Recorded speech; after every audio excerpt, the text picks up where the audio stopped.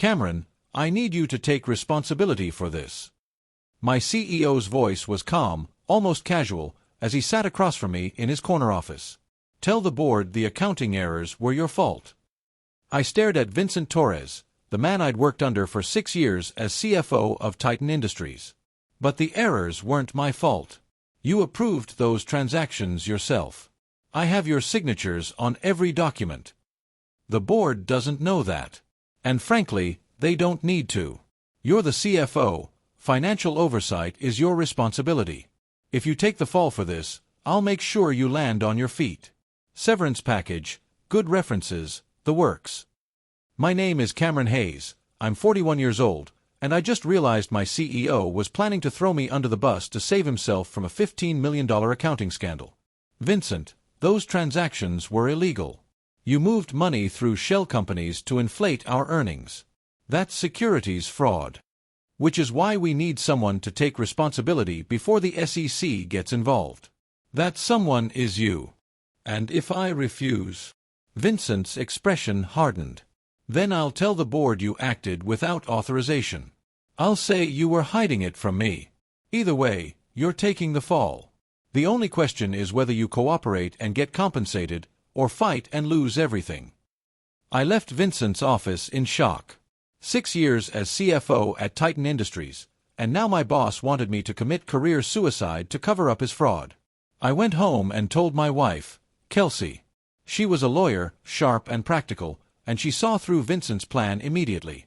He's setting you up as the scapegoat. If you take responsibility, you'll likely face criminal charges, not just losing your job. Securities fraud isn't something you can just apologize for. I know. But Vincent's right about one thing. I'm the CFO. The board will assume financial crimes were my responsibility. Unless you prove they were Vincent's. Do you have evidence? I thought about the emails, the signed approvals, the meetings where Vincent had explicitly directed me to process the questionable transactions. Yes. I documented everything. Then don't take the fall. Expose him. But it wasn't that simple. Vincent Torres was a charismatic, well-connected CEO who'd taken Titan Industries public and made millions for shareholders. I was a CFO who could be easily replaced. Who would the board believe? Over the next week, Vincent increased the pressure. He called me into his office daily, alternating between threats and promises. The board meeting is in 2 weeks, Vincent said during one conversation. They're investigating the accounting discrepancies. You need to tell them you made errors in judgment, that you didn't understand the regulations properly. That's a lie. I understood perfectly. You ordered me to move money to make our quarterly numbers look better. Your word against mine. And Cameron, I'm the CEO who took this company from $50 million to $500 million in valuation. You're a mid-level accountant who got promoted beyond his abilities. Who do you think they'll believe? I have documentation. Documentation can be misinterpreted. Emails can be taken out of context. But a CFO confessing to errors? That's clean, simple, and it ends the investigation before it damages the company's stock price. At the cost of my career and possibly my freedom. Vincent leaned back in his chair. Cameron, you're not seeing the bigger picture. If this scandal explodes, the company tanks. Thousands of employees lose their jobs. Shareholders lose millions. Retirees lose their pensions. Is your pride worth all that collateral damage? It was a manipulative argument, but effective. If I fought back and the scandal went public, a lot of innocent people would suffer. Vincent was betting I'd be too ethical to risk that outcome. I spent sleepless nights wrestling with the decision. Should I sacrifice myself to protect the company? Or expose Vincent and risk destroying Titan Industries in the process? Then I got a call from the board's audit committee chair, Helena Wright. Cameron, I'd like to meet with you privately before the full board meeting. There are some questions about the accounting irregularities that I'd like to discuss directly. This was my chance. Helena was known for her integrity and thorough investigations. If anyone would listen to the truth, it was her. We met at a coffee shop far from the office. Helena was in her 60s, a former SEC investigator who joined Titan's board 3 years ago. Cameron, I've been reviewing the financial reports. The transactions in question, the shell company transfers, the revenue recognition timing, they don't make sense unless someone was deliberately manipulating earnings. They don't make sense because that's exactly what was happening. Helena's expression sharpened. Are you confessing to fraud? No. I'm telling you that Vincent Torres ordered me to process those transactions. I documented my objections, but he overruled me every time. He was inflating earnings to meet investor expectations and boost the stock price. Do you have proof of his involvement? Yes. Emails, signed approvals, meeting notes. Vincent thinks he can blame me because I'm the CFO, but I kept records of everything. Helena was quiet for a long moment. Why are you telling me this now? Because Vincent is pressuring me to take sole responsibility to protect him and the company. He's threatening to destroy my career if I don't cooperate. But I won't lie to cover up fraud. If what you're saying is true, this is much bigger than accounting errors. This is securities fraud that could trigger SEC investigations, shareholder lawsuits, even criminal charges. I know. That's why Vincent is desperate to contain it. I need to see your documentation. Everything you have. I pulled out my laptop and showed Helena the evidence I'd compiled. Emails from Vincent directing specific transactions. Meeting notes where he'd ordered me to find creative ways to boost quarterly numbers. Signed approvals on documents that moved money through shell companies. Financial projections where Vincent had personally changed numbers to meet targets. Helena's face grew more serious with each document. This is damning evidence. Vincent explicitly approved and directed these transactions. Yes. But he's going to claim I acted without his knowledge, that I forged approvals or misrepresented information to him. It's his word against mine. Except you have contemporaneous documentation. These emails show real-time objections from you and direct orders from him. This isn't something you can fake retroactively. Helena requested copies of everything. I'm calling an emergency audit committee meeting. Vincent will not be present. You'll present this evidence to the committee, and we'll determine how to proceed.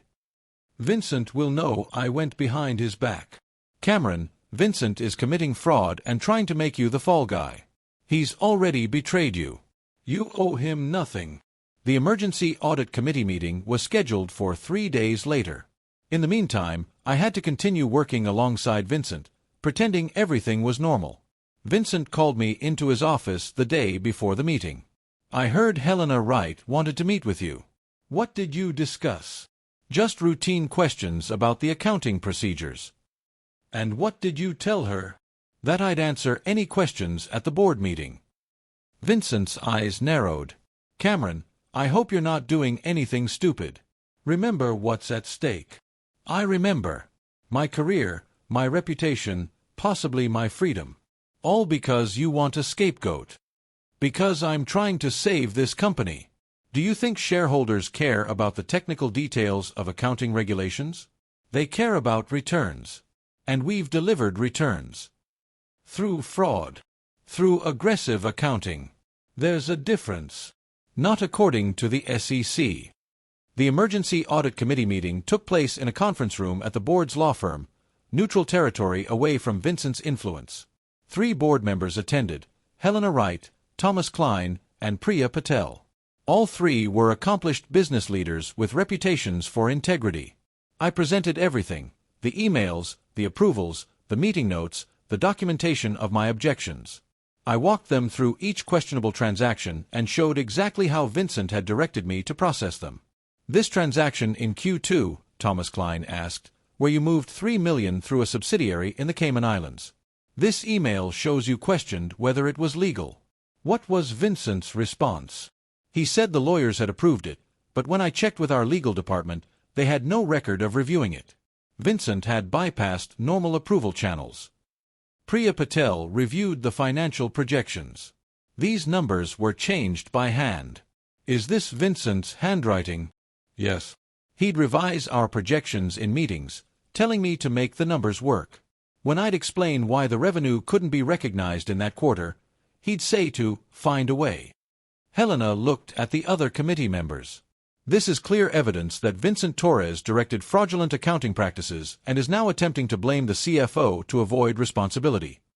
What do you recommend we do? Thomas asked. We need to immediately suspend Vincent pending a full investigation. We need to bring in external forensic accountants.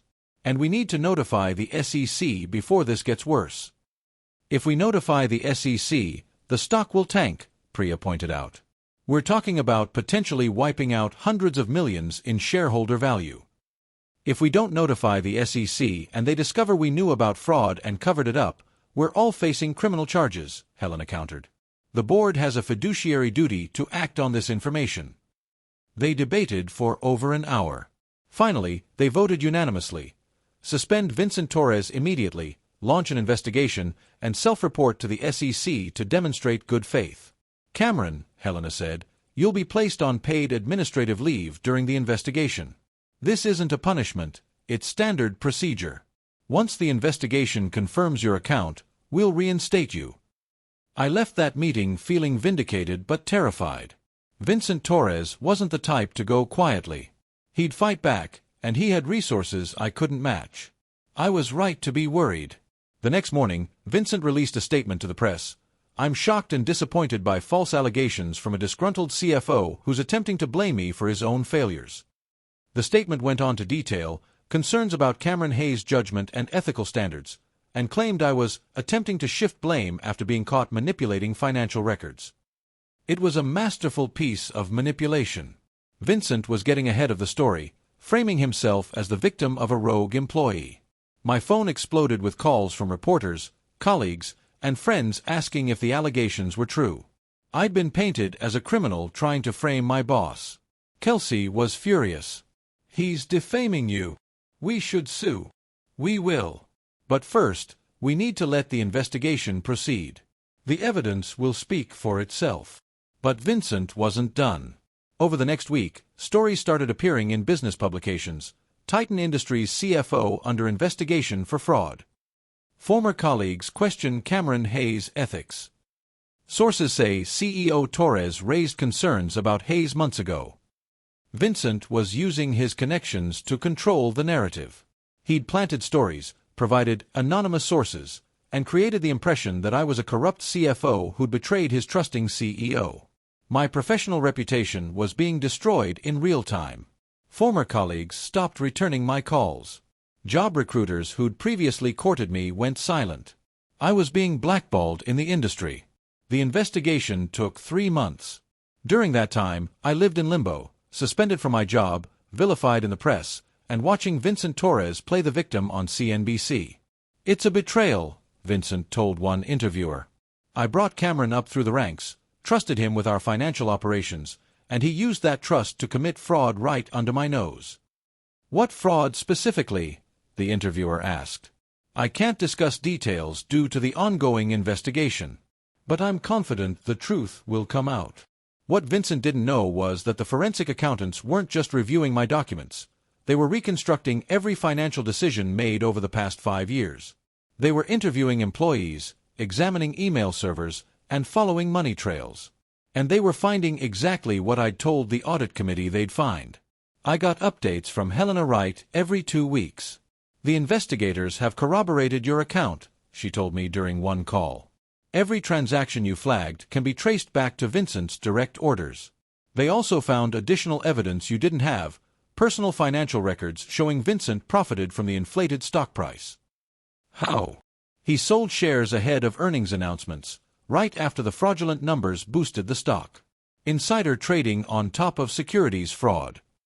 The full board received the investigation report on a Tuesday morning. By Tuesday afternoon, Vincent Torres had been fired as CEO and escorted from the building by security.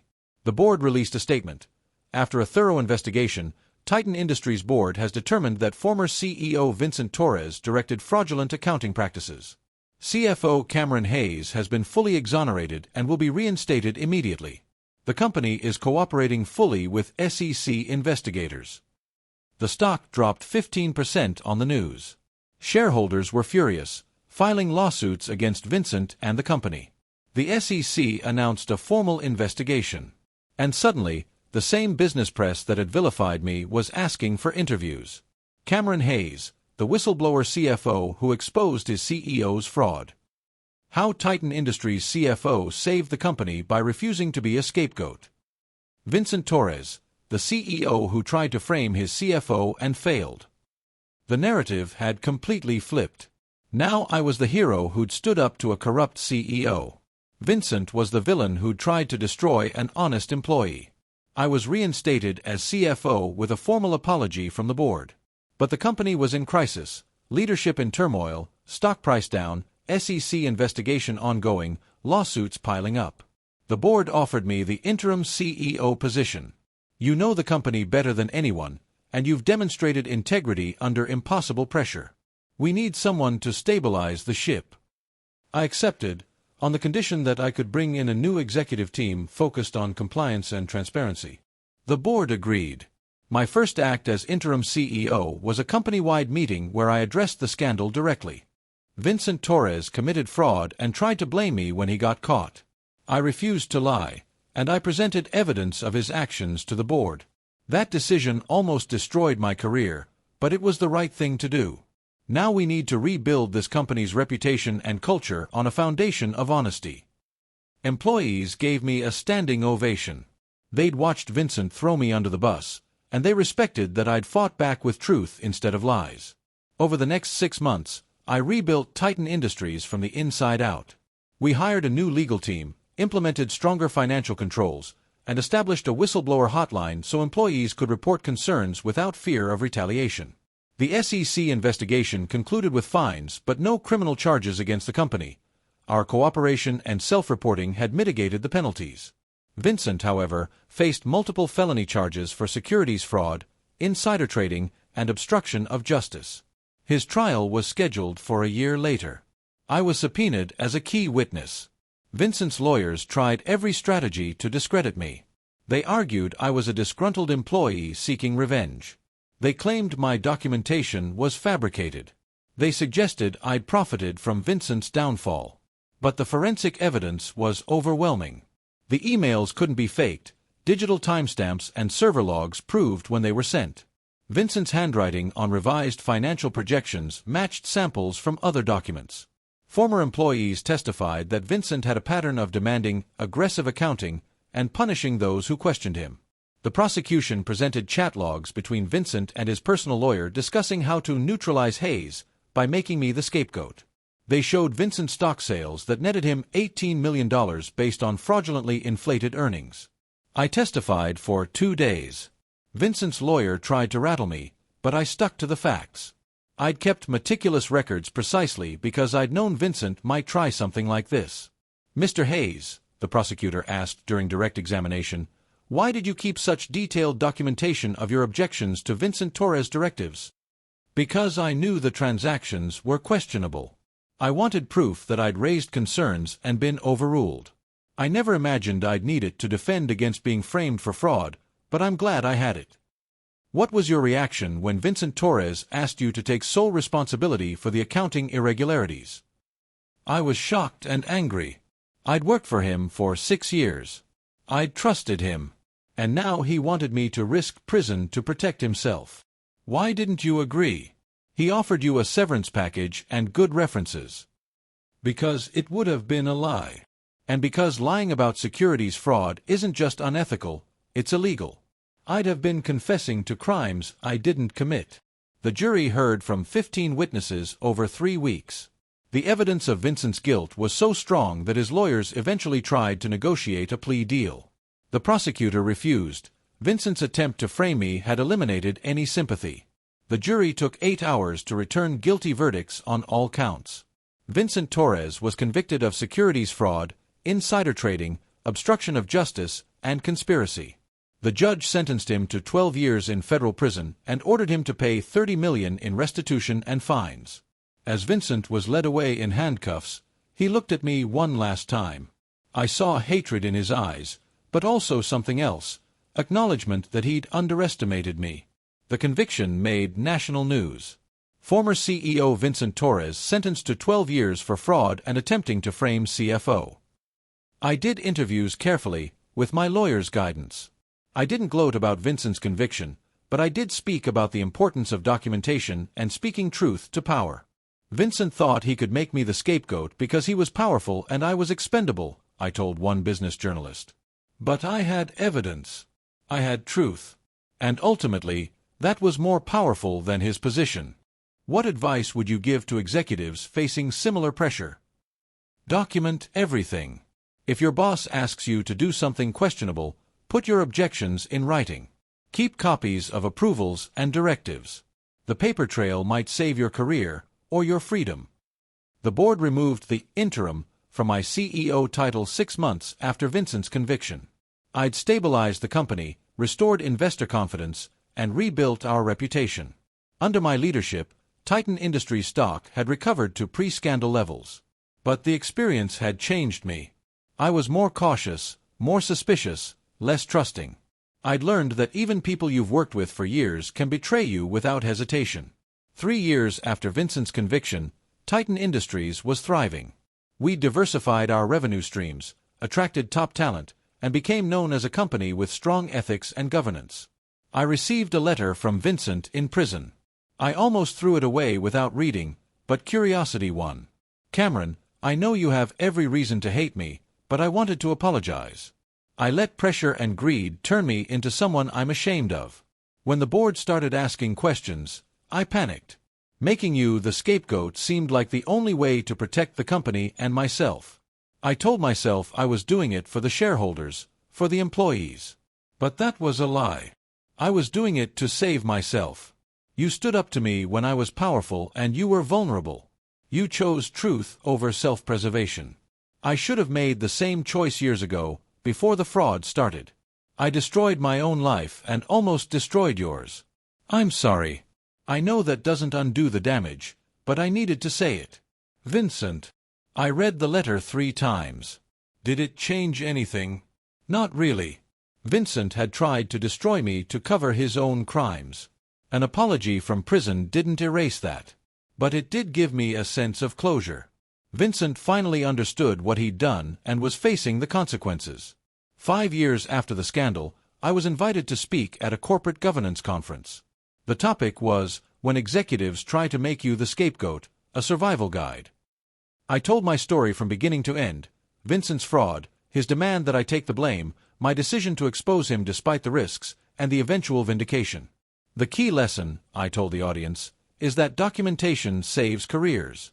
I kept every email showing Vincent's directives. I documented every meeting where I raised objections. When he tried to claim I acted without authorization, I had proof that was impossible. A young CFO raised her hand. What if you work for someone who doesn't put things in writing? Who only gives questionable directives verbally? Then you send follow-up emails confirming the conversation. Per our discussion today, you've directed me to process the following transaction. If they respond with corrections or confirmations, you have your documentation. If they don't respond, you have evidence you tried to clarify. What if they fire you for sending those emails? Then you have evidence of retaliation, which strengthens any whistleblower claims. The point is to create a contemporaneous record that can't be disputed later. After my speech, several executives shared their own stories of being pressured to take blame for superiors' mistakes or crimes. The CFO of a pharmaceutical company had been asked to hide unfavorable trial data. The chief counsel of a tech firm had been directed to destroy documents related to a lawsuit. What did you do? I asked the lawyer. I refused and was fired the next day.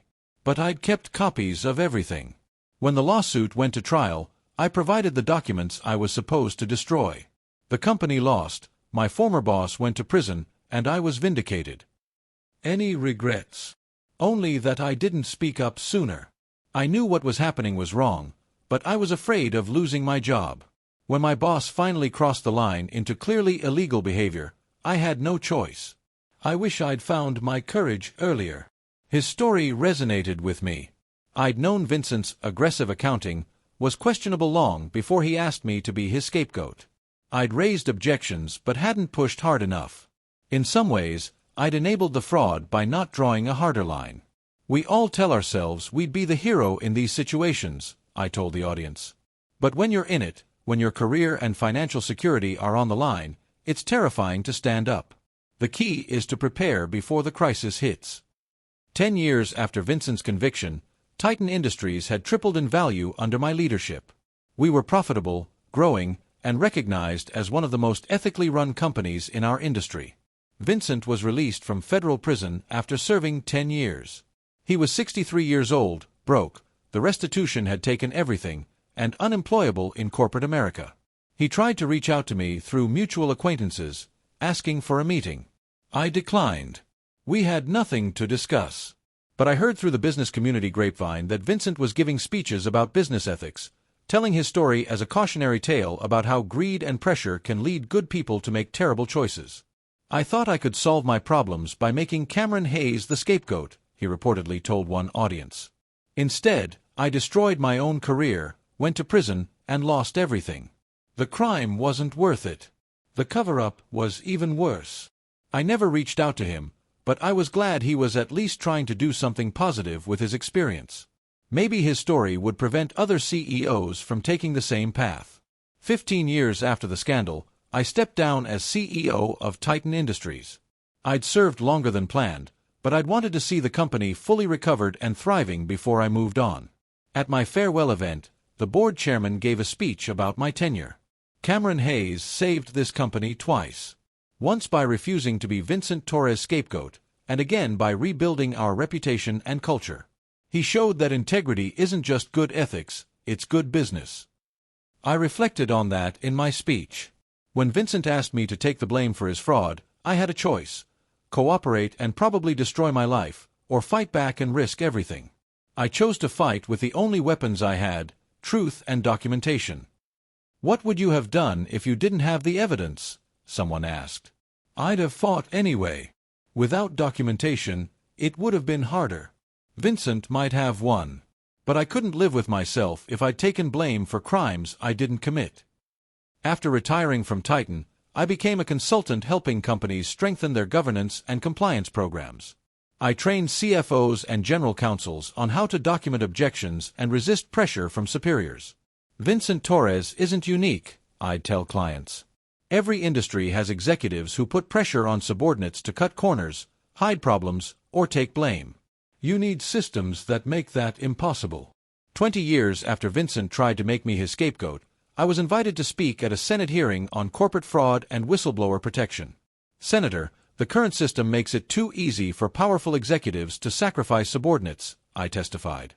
Vincent Torres tried to destroy my career and freedom to save himself. I fought back successfully, but only because I'd kept meticulous records. Most employees don't have that foresight. What reforms would you propose? Stronger whistleblower protections, criminal penalties for executives who retaliate against truth-tellers, and most importantly, mandatory documentation requirements for significant financial decisions. If every major transaction required written approval from the CEO, it would be much harder for them to later claim ignorance. The hearing led to new legislation strengthening corporate accountability. The Vincent Torres Act, named ironically after the man who tried to frame me, required CEOs to personally certify key financial decisions, making it harder to blame subordinates. When the bill passed, reporters asked how I felt about Vincent's name being on reform legislation. "It's fitting," I said. Vincent's attempt to make me his scapegoat exposed weaknesses in corporate governance. Now those weaknesses are being addressed. Something good came from something terrible. Vincent died 5 years after his release from prison, at age 73. Heart attack, probably stress-related after years of fighting financial ruin and reputation damage. I didn't attend his funeral, but I sent flowers with a simple note: "You taught me that truth matters more than position. I hope you found peace." His ex-wife called me afterward. "Thank you for the flowers. Vincent talked about you in his final years. He said you were right to expose him, that he'd have done the same thing if their positions were reversed."